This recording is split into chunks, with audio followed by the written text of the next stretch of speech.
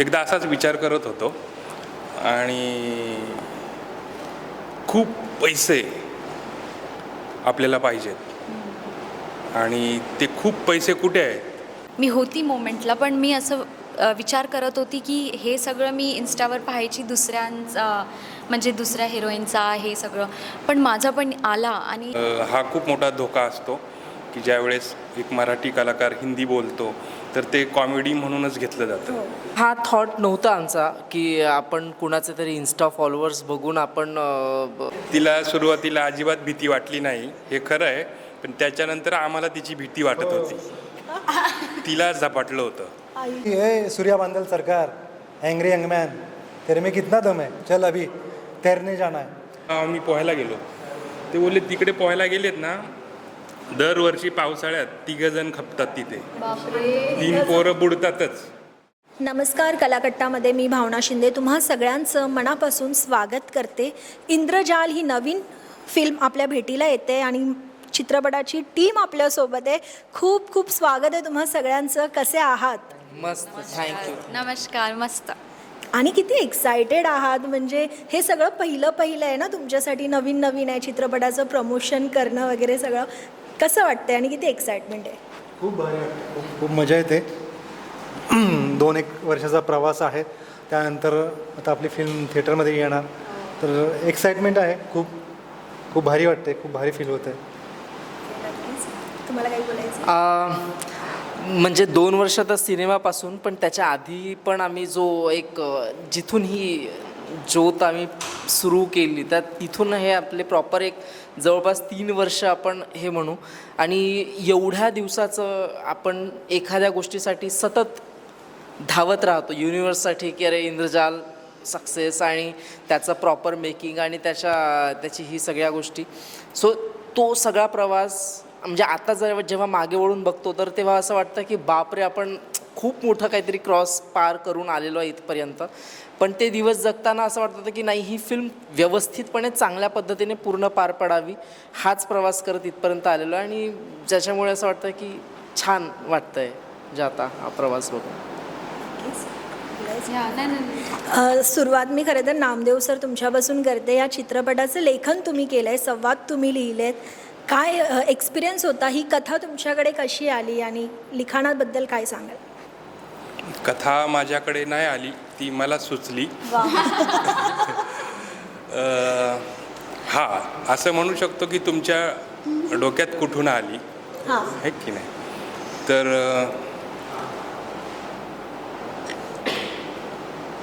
एकदा असाच विचार करत होतो आणि खूप पैसे आपल्याला पाहिजेत आणि ते खूप पैसे कुठे आहेत, तर लहानपणापासूनच हेच की गुप्तधन आहे, कुठेतरी गाडून ठेवलेत खूप पैसे.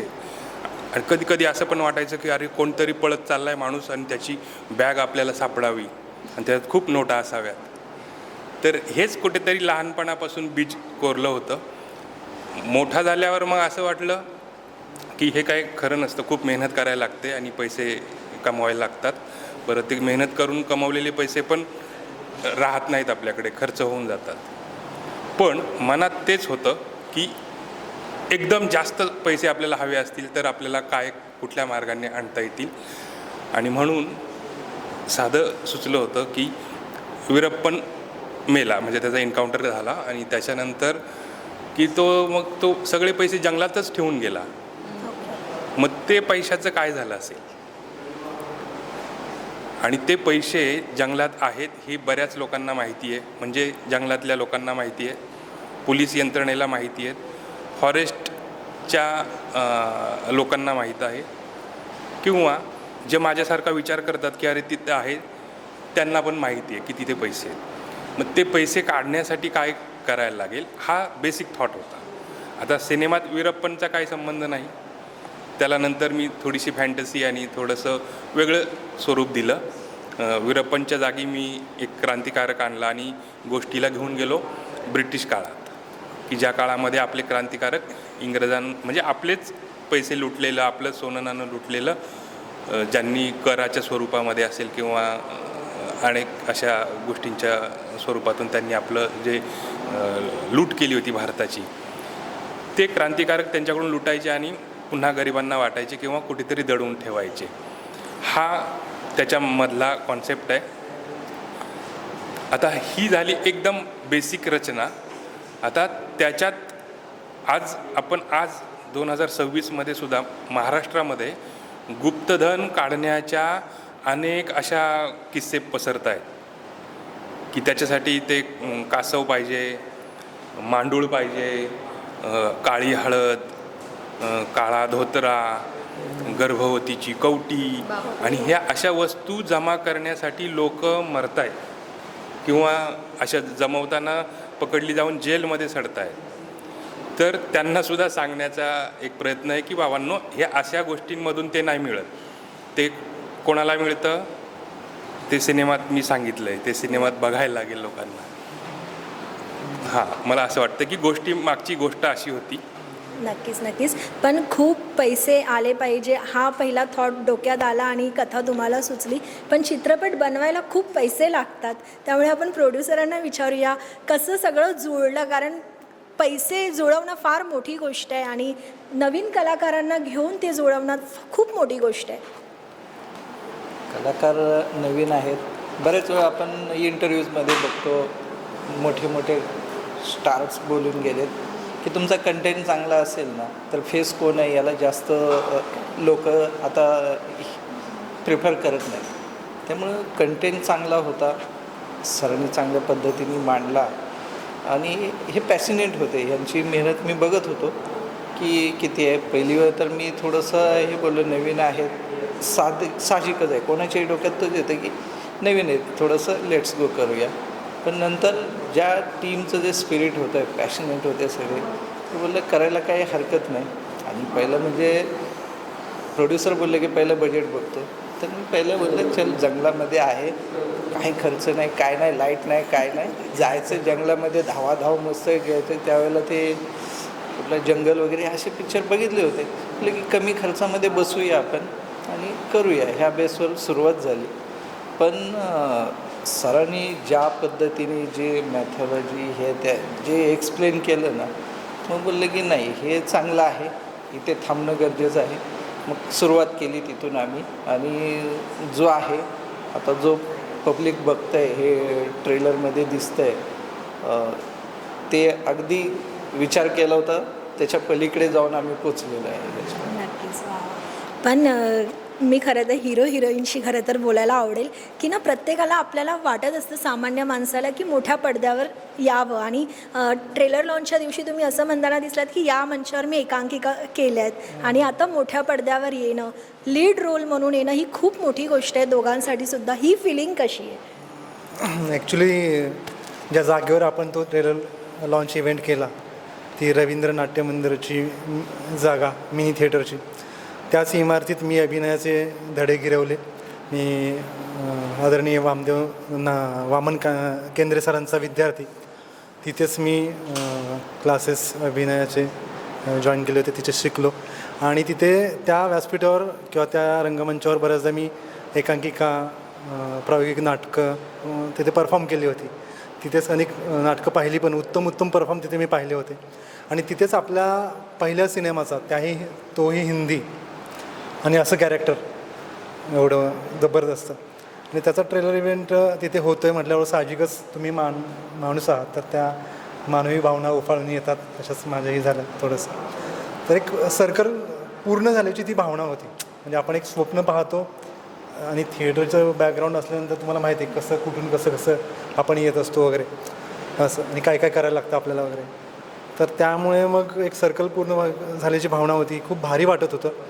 आणि जी जाकेश्वर सरांनी संधी मला दिली, त्या संधीचं सोनं करण्यासाठी ज्या गोष्टी कराव्या लागल्या त्या करण्याचा प्रामाणिक प्रयत्न केला.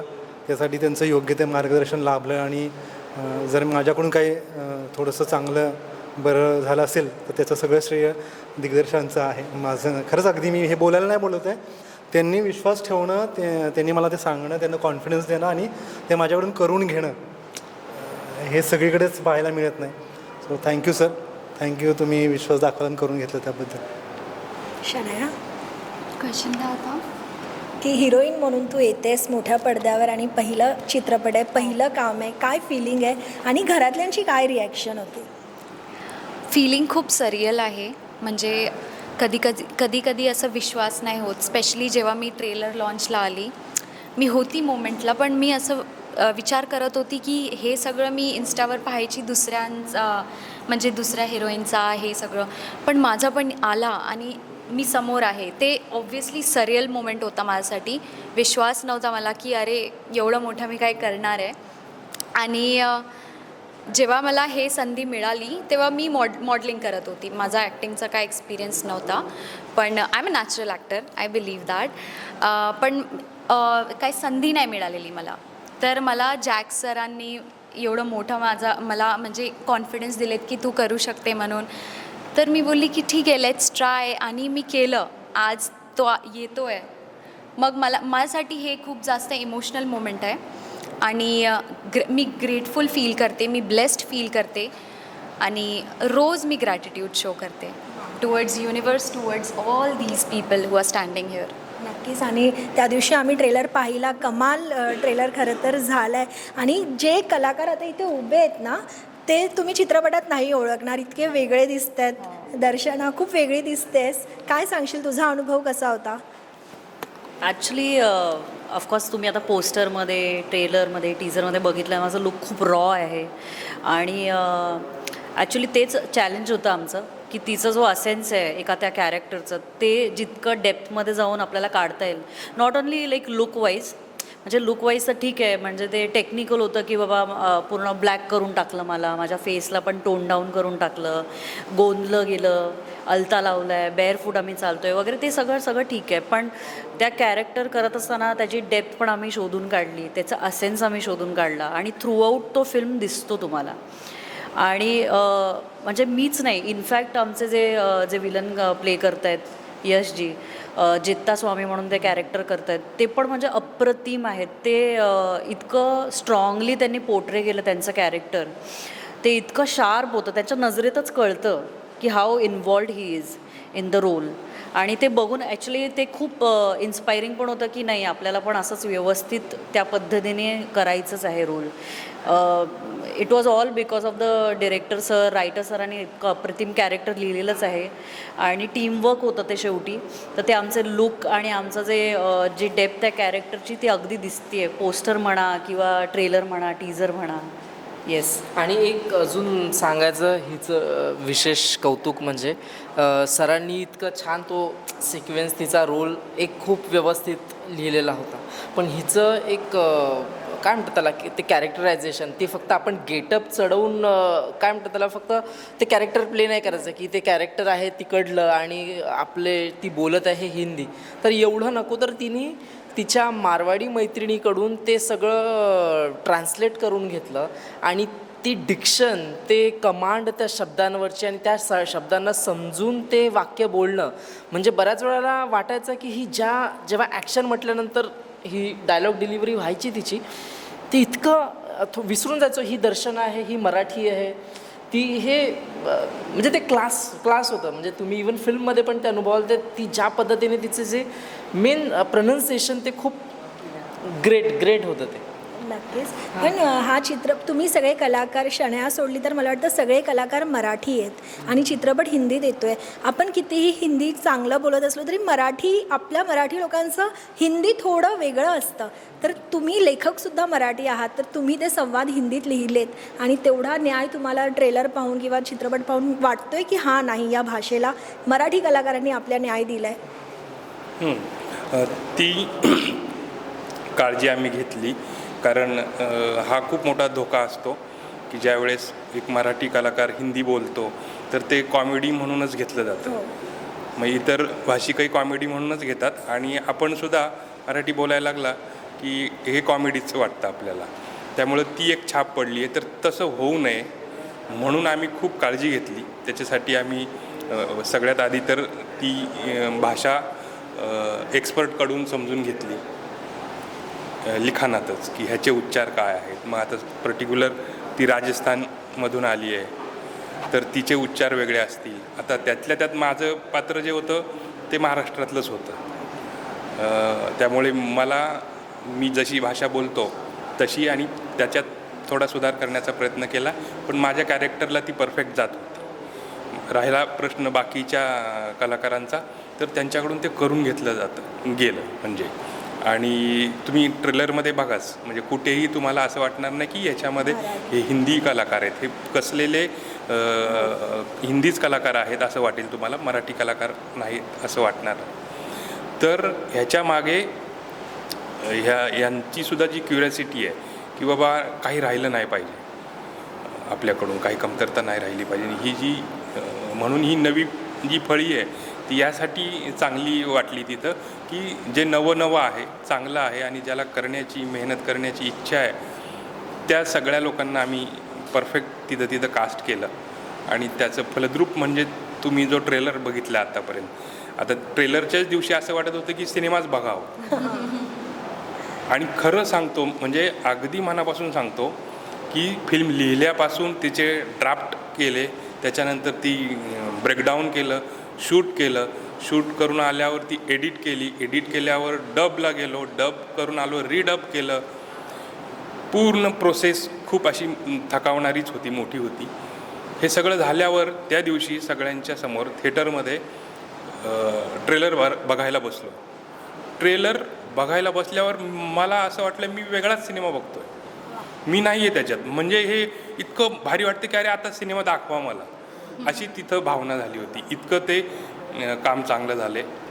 अर्थात ज्या आईला तिचं बाळ गोंडसंच वाटतं, पण मला खात्री आहे हे सगळ्यांना आवडेल आणि चांगला व्यवसायसुद्धा आपला सिनेमा करेल अशी खात्री वाटते. नक्कीच. आणि IMDbला #2 नंबरवर आहे. खरं तर तुम्ही स्वतःसाठी क्लॅप्स केल्या पाहिजे.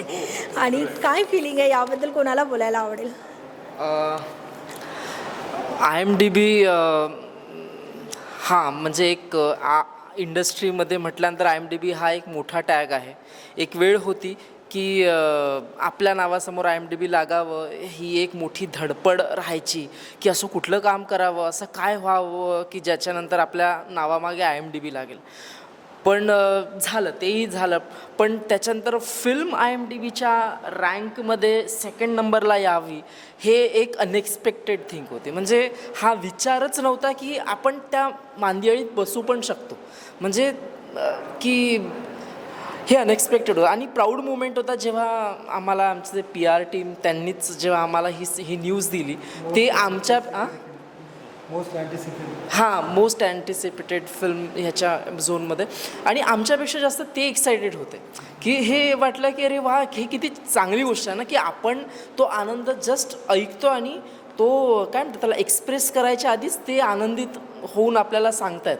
आणि ते नंतर रिअलाईज झालं की अच्छा वा, ही म्हणजे जेव्हा स्वतःच्या डोळ्यानंतर फिल्म मोठ्या फिल्म्सची नावं आहे आणि त्याच्यामध्ये आपलं 2ऱ्या नंबरवर आहे. तर हां म्हणजे आपण कुठेतरी काहीतरी छान अचीव केल्याचं आनंद आहे. याच मुद्द्यांना सरांशी फक्त मी थोडंसं बोलतो. मला अजूनही आठवतं आहे अजय दादा, नामदेव सर आम्ही बसलो होतो आणि आपले जे PR सांभाळतात अभिजित हैदराबादकर सर आणि लतिका मॅमचा फोन आला आणि सर म्हणाले तुम्ही पाहिलं का न्यूज, तुम्हाला सांगायचे आहे. म्हणलं नाही पाहिलं काय, आपली फिल्म 2nd रँकिंगला ट्रेंडिंगला आहे IMDbवर आणि ही खूप मोठी अचिव्हमेंट आहे, माझ्या डोळ्यात पाणी आहे, असं तसं वगैरे. तर ते आम्हाला ॲक्च्युली सुरुवातीला कळलं नाही नक्की काय झालं बाबा. मग आम्ही जरा आढावा घेतला नक्की काय झालं आपल्या फिल्मविषयी वगैरे. मग समजून घेतल्यानंतर कळलं की अरे अच्छा ठीक आहे, म्हणजे आपण नौखे, आपल्या मागे कुठं स्टुडिओ नाही आहे, त्यांना मोठे वेल नोन फेसेस नाही आहेत फिल्ममध्ये, मोठं प्रोडक्शन हाऊस नाही आहे. आणि त्यानंतरही टॉक्सिक नंतर आपली फिल्म 2nd रँकिंगला ट्रेंड करते. तर हे खूप अविश्वसनीय आहे. म्हणजे सगळं हे प्रवासाचं किंवा ह्या सगळ्या मेहनतीचं चीज झालं असं वाटतं. लोकांची एवढी क्युरियोसिटी आहे, लोक सर्च करतात इंद्रजाल, खूप भारी वाटतं. नक्कीच. आणि हळूहळू चित्रपटाची चर्चा होते. इंद्रजाल नक्की काय आहे, लोक येऊन पेजेसवर चेक करतायत.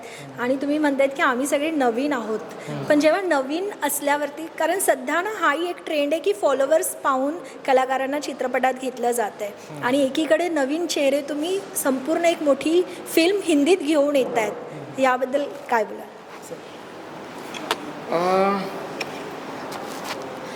हा थॉट नव्हता आमचा की आपण कुणाचे तरी इन्स्टा फॉलोअर्स बघून आपण म्हणजे जसा तुमचा प्रश्न आहे. सो टोटली आम्ही सगळे ह्याच मातीतले लोक आहोत की जे थिएटरमधून प्रॉपर म्हणजे हा नोन फेस असावा. एक आता इंडस्ट्रीची एक वेगळी डिमांड असते, कारण पैसा पण एक लागलेला जो असतो तो मिळवण्यासाठी. बट एक आमचा ना एक ओव्हरऑल एक असा थॉट आहे की जेव्हा आपण लोक एक ओव्हरऑल हा थॉट आहे की चेहरे जे असतात ना, जसं आता ह्याच्यामधली जी चेहरे आहेत ते हे ओरिजिनल तुम्हाला कॅरेक्टर वाटते, कारण ह्यांना तुम्ही ह्या आधी नाही पाहिलेलं आहे. पण ह्यांनी काम इतकं जबरदस्त आधीपासून केलेलं आहे की यांच्या वर पण तो एक्सपिरियन्स तुम्हाला दिसेल.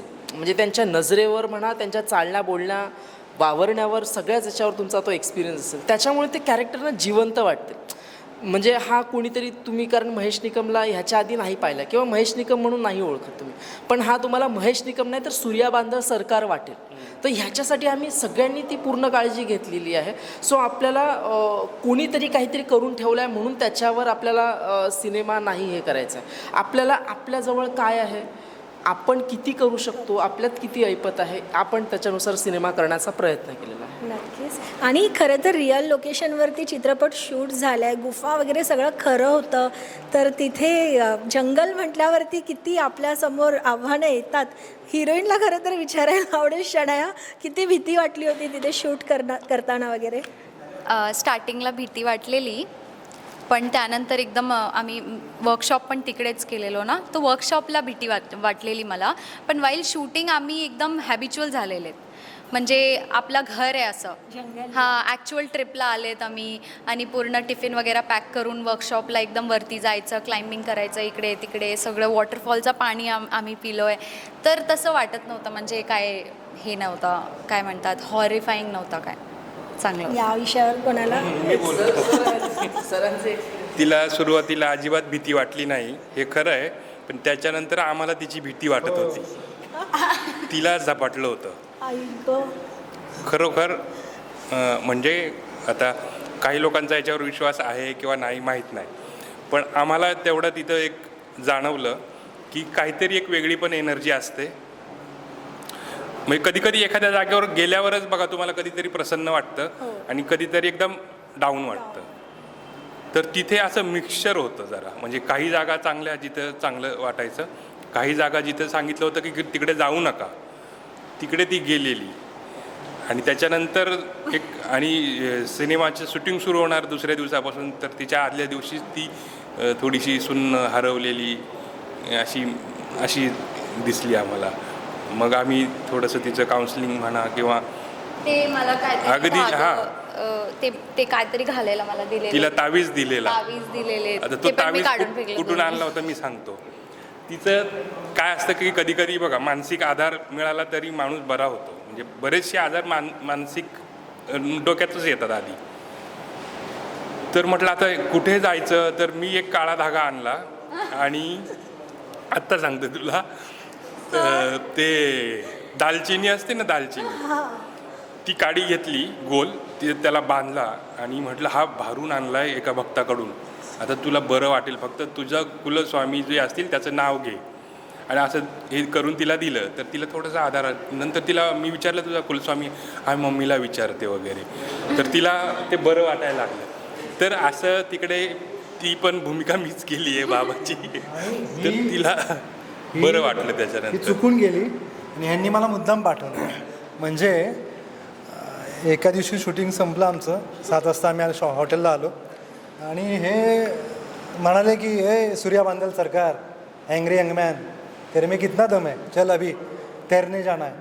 आणि रात्री 9:30 वाजता कास पठार, जे सगळ्यांना माहिती असेल, त्या कास पठारच्या तिथे एक कास तलाव आहे.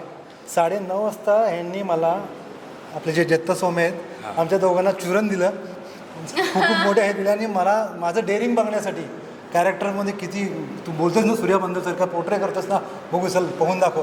आणि रात्री 9:30 वाजता मला रात्री त्या तलावात जवळ 200 मीटर आत पोहत जायला सांगितलं. आता आम्ही सांगितलं पण त्याचं त्याला कळायला पाहिजे हो का? हो, पण आपल्याला एक चॅलेंज, आपण त्या कॅरेक्टरच्या झोनमध्ये असतो. त्याला झालं काय की एक अर्धा चंद्र होता वाटतं रात्रीचा. असं तिघेजण बसलेलो आम्ही, सगळे बसले होते शेकोटी करत. नंतर म्हटलं चला पोहायला जाऊया. म्हटलं चला मला येतं पोहता. म्हटलं चला. बुलेट आणली होती यशने. आम्ही तिघे बसलो आणि गेलो.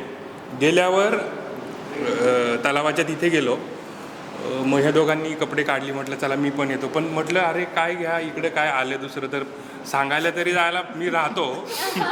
तुम्ही पोहा. हे गेले आतमध्ये एक चांगलं 50-100 फूट गेले. दोघेजण आले. त्याच्यानंतर म्हटलं बाबांनो कपडे घाला, मला इथे जरा आवाज येत आहेत जरा वेगळे. आणि तिथून आम्ही निघालो. पण दुसऱ्या दिवशी आम्हाला सांगितलं, आम्ही तिथल्या लोकल लोकांना बोललो आम्ही पोहायला गेलो. ते बोलले तिकडे पोहायला गेलेत ना, दरवर्षी पावसाळ्यात 3 जण खपतात तिथे. 3 पोरं बुडतातच. ही मग पर्यटक म्हणून जातात आणि ती जातात. तिथून आम्ही एक सेटवर थोडी धमाल म्हणून ना एकदा व्हाईट बोर्डवर लिहून ठेवलं होतं की मी येतोय. आणि म्हटलं हे कोणी लिहिलं. सगळे घाबरवायचो आम्ही त्याला. आम्हीच लिहायचो पण आम्ही नाही लिहिलं असं म्हणायचो. आणि 1 दिवस राहिला, 1 दिवस राहिला असं करत करत थोडी धमाल केली. पण माणसाला घाबरायला पण आवडतं, आनंद बघायला पण आवडतं. तसंच तिकडे जो प्रसंग आम्ही म्हणतोय तिकडे थोडंसं घाबरायला पण व्हायचं, पण ते पण बरं बरं वाटायचं. हा पोहायला हे सांगायचं विसरलं होतं. छान. हां, पण त्यावेळेला ते एक्साइट वाटलं. नंतर दुसऱ्या दिवशी सकाळी असलं काय वेडेपणा केला.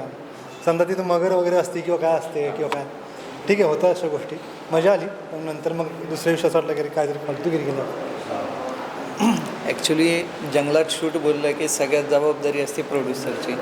त्यांनी काय प्रिकॉशन घ्यायची काय, यांना फ्री हँड दिलं होतं. पण ॲक्च्युली मी पण सातारा शहरात म्हणजे खेडेगावातून आलेलं आहे.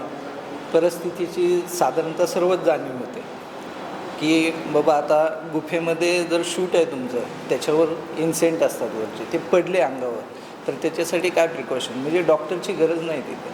हे नॉर्मल आहे की गुळ घ्या, चुना घ्या, लावा, ह्या असल्या ज्या सगळ्या आयडिया होत्या. किंवा आत तुम्ही जाताय, हातात काय पाहिजे, अशा सगळ्या गोष्टी प्रिकॉशन आहे ना. जेव्हा सकाळी शूट स्टार्ट व्हायचं 5:30-6ला गाडी निघायचं आणि तेव्हापासून मी यांच्यासोबत असायचं ॲज अ सेफ्टी. आणि हे शूट चालू व्हायच्या अगोदर मी टोटल पूर्ण ट्रेनिंग घेतलं होतं. फायर फायटिंग आहे, इलेक्ट्रिक शॉक किंवा पाण्याचे सगळे माझे ऑलरेडी मी स्वतः म्हणजे प्रिपेअर होतो की त्या गोष्टी. एक मोठा सीन होता, हिचा पाण्यामधला सीन आहे तो तुम्ही बघाल. सगळ्यात डिफिकल्ट सीन होता. ॲक्च्युली काय केलं होतं, ते ड्रम बांधले होते, त्याच्यावर फळी टाकली होती आणि त्याच्यावर उभं राहून हिला शूट करायचं होतं. आता आम्ही साधारणतः खेडेगावातून आलेलो. शाळेचा प्रवास पण माझा 3 वर्ष, जोपर्यंत एवढं पाणी आहे तोपर्यंत आम्ही पाण्यातून जायचो, कपडे डोक्यावर घेऊन शाळेत जायचो. त्यामुळे पाण्याची भीती आम्हाला अजिबात नव्हती. तर हा सीन घेताना सांगायचं तात्पर्य हे आहे की हा सीन जेव्हा घेत होते त्यावेळेला ह्याच्या प्रिकॉशनसाठी कॅमेराची एक बोट होतीच, आम्ही सेपरेट एक बोट घेतली. तिथला स्थानिक एक स्विमर होता. आम्ही नामदेव सर पण चांगले स्विमिंग करतात, मी होतो. आम्ही एवढी प्रिकॉशन घेत होतो म्हणजे प्रत्येक ठिकाणी यांना कुठे असं हे नाही वाटून दिलं की बाबा इथे आपण करतोय हे अनसेफ आहे. आता ह्याच्यामध्ये महेशने पण काल परवा एक हे केलं, सांगितलं की गुफेमध्ये शूट व्हायचं, त्यांना ते सेफ्टी इक्विपमेंट यूज नाही व्हायचे. पण आम्ही तिथे नेहमी सदैव त्यांच्यासोबत असायचो त्यांच्या प्रिकॉशनसाठी. आणि पूर्ण शूटमध्ये 29 दिवसाच्या शूटमध्ये एकालाही काही इन्सिडेंट नाही, सेफली पूर्ण आम्ही एवढी प्रिकॉशन घेऊन शूट पार पाडलं. का तर प्रत्येक ॲक्टर हा आपला जीवाभावाचा होता, त्यांनी जीव तोडून मेहनत केली होती. तर सेफ्टी त्यांची फक्त प्रोडक्शननी सांभाळली. बाकी त्यांनी जो परफॉर्मन्स दिला त्याच्याविषयी काय बोलायचं गरज नाही, ते तुम्हाला दिसणारच आहे. नक्कीच. आणि मला असं वाटतं की आता तुम्ही सगळ्यांसाठी नवीन चेहरे आहात, पण कदाचित हा चित्रपट आल्यावर तुम्ही नवीन राहणार नाही, याच मी शुभेच्छा देते. आणि खूप प्रेम मिळू दे इंद्रजालला, या शुभेच्छा देते. तुम्हाला जाता जाता काही सांगायचं आहे कोणाला? Let's say together 24 July खरं तर nearby cinema theaters. खरं तर कोणत्याही निर्मात्याचं एक स्वप्न असतं की आपण केलेली कलाकृती आता साधारणतः 3 वर्ष आम्ही याच्यावर मेहनत घेतो आहे, पण त्या तारखेची आतुरता आहे. 24 तारखेला पहिला शो कधी चालू होते थिएटरमध्ये आणि हे स्वप्न आता पूर्ण होते, त्यामुळे खूप आनंद आहे. सर्वांना एक विनंती आहे, या थिएटरमध्ये योग्य आनंद घ्या त्याचा. कुठेही कंटाळवाणी स्टोरी नाही, सगळ्यांचं भरपूर मनोरंजन करणारी आणि काहीतरी देऊन जाणारी, आपल्या मनात काहीतरी एक वेगळी एनर्जी घेऊन तुम्ही बाहेर पडाल. एवढंच बोलतो. धन्यवाद. बोल म्हणजे असे एकाने एक एक लाईन बोलूया. नाही, मी हेच म्हणेन की इंद्रजाल ही जी फिल्म आहे ती कुठेच तुम्हाला शांतपणे बसू देणार नाही सीट्सवरती. तुम्हाला ती नेहमी एजवरतीच ठेवणार आहे, कारण की इतके पात्र, त्यांची इतकी स्टोरीज आहे, त्यांची जर्नी आहे आणि तुम्ही काहीच मिस करू नाही शकत. म्हणजे you have to like look into the screen आणि त्याचा स्केल इतका अप्रतिम आहे. लाईक BGM म्हणा किंवा ती जे लोकेशन्स आहेत, जे फ्रेम्स आहेत, ते इतकं अप्रतिम आहेत की यू विल बी लाईक की अशी फिल्म असे मराठी ॲक्टर्सनी मिळून केले एकत्र, म्हणजे हे तुम्हाला विश्वास पण बसणार नाही. So it's an amazing experience and you should go to the theatres and watch it. Darshana बोलली, खूप मेहनत झालेली आहे सगळ्यांची आणि सगळ्या नवीन लोकांनी मिळून एक खूप सुंदर सिनेमा बनवण्याचा प्रयत्न केला आणि त्याची प्रचिती एक आम्हाला थोडी आली पण, की ह्याआधी आम्ही काही स्क्रीनिंग्ज अरेंज केल्या होत्या ज्याच्यामध्ये एक कॉमन ऑडियन्स आणि फिल्म क्रिटिक्स अशा लोकांनाही आम्ही ती दाखवली. सो त्यांच्याकडून जे काही रिव्ह्यू मिळाले ना, तर त्याच्यावरून एक आम्हा सगळ्यांना एक विश्वास मिळाला की नाही, आपण we are on the right track. So हीच इच्छा आणि हाच विश्वास आम्ही तुमच्यावरही ठेवतो. हा सिनेमा तुम्हालाही आवडेल, असाच आवडावा आणि तुम्ही इतर तुमच्या नजदीकच्या तुमच्या फ्रेंड्स सर्कलमध्ये म्हणा किंवा नातेवाईकांमुळे तो नजदीकच्या म्हणतोय सर्कलमध्ये, तुमच्या फ्रेंड सर्कल, तुमच्या नातेवाईकांना तुम्ही ही गोष्ट म्हणजे ह्याबद्दल सांगा आणि माउथ पब्लिसिटीने ह्या सिनेमाला मोठं करा आणि 24 तारखेला फिल्म पाहायला नक्की या. थँक्यू. आत्ता आपल्या मराठी सिनेमाने 100 कोटीचा गल्ला केला आहे प्रवीण तरडेंच्या सिनेमाने. तसंच मराठी माणसांनी बनवलेली हिंदी फिल्म तीसुद्धा 100 कोटीच्या पुढे जाणार आहे आणि ती असणार आहे इंद्रजाल. मला एवढंच बोलायचं. Yes thank you. असंच हो, मराठी सिनेमांचा एक सुवर्ण काळ चालू आहे असं पण म्हणूयात. सुपर डुपर, त्यानंतर राजा शिवाजी, देऊळबंद 2, त्यानंतर तुंबाडची मंजुळा, या सगळ्या सिनेमांनी उत्तम परफॉर्म केलं. तसंच मराठी तरुणांनी केलेली एक उत्तम हिंदी फिल्म म्हणून आम्हालाही तुम्ही प्रेम आशीर्वाद द्यावा. जे प्रेम तुम्ही टीजर आणि ट्रेलरला दिलं आणि जे कौतुक तुम्ही आमचं करतायत, तसंच तेच प्रेम, तसाच आशीर्वाद आमच्या सिनेमाला पण मिळावा एवढीच माफक अपेक्षा. 24 जुलै ला इंद्रजाल संपूर्ण भारतात प्रदर्शित होते. प्लीज नक्की बघा आणि तुमचा आशीर्वाद प्रेम आम्हाला मिळू द्या. थँक्यू. बोलू हिंदी में दे. प्लीज़ 24 जुलाई को अपने नियर बाय सिनेमा हॉल में जाइए और हमारी फिल्म इंद्रजाल देखिए. और फैमिली मूवी है, फैमिली के साथ जाइए, पॉपकॉर्न लेके हमारी फिल्म देखिए और आप रिग्रेट नहीं करेंगे. थँक्यू. नक्कीच, आणि थिएटरमध्येच जाऊन पहा, कारण भव्य दिव्य सिनेमा आहे खरं तर. थँक्यू सो मच आणि खूप खूप शुभेच्छा.